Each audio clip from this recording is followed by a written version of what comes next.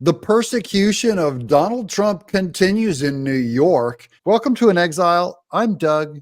This is where the happy people are. This is a huge day for Donald Trump. She describes the day as huge. This is a huge day for Donald Trump. He owns you already. Two court hearings unfolding simultaneously. Now, the big one involves his eldest son, Don Jr. I've never seen this woman news anchor. No one has, because she's on MSNBC. Expected to testify today in an attempt to fend off allegations that I've never seen anyone on MSNBC so excited as when they're going after Trump's family. They're giddy. His brother and his father fraudulently inflated their company's assets by up to $2 billion.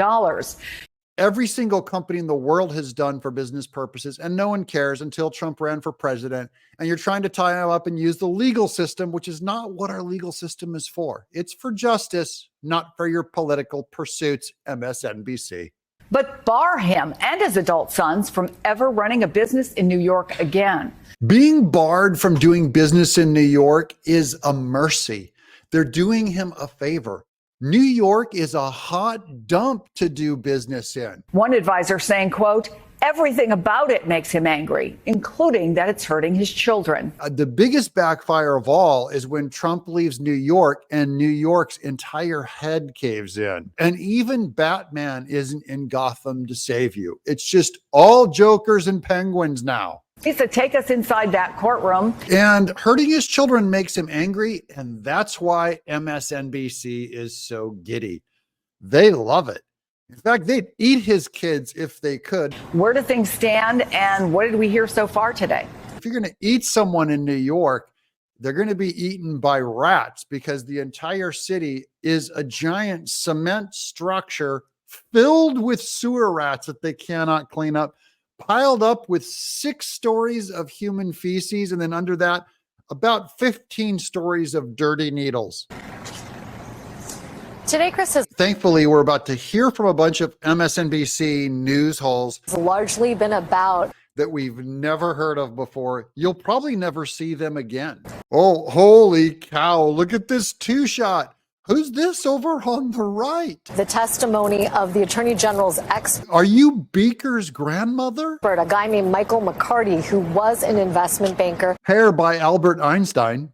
and now does some expert testifying, but Oh, you're the chatty one, aren't you? primarily is being offered to talk about Is that a hot dog vendor over your shoulder? What do you put on your hot dogs? what a reasonable bank would have offered Donald Trump in terms of My aunt was so huge, I asked her what she wanted on her hot dog, and she said a hamburger.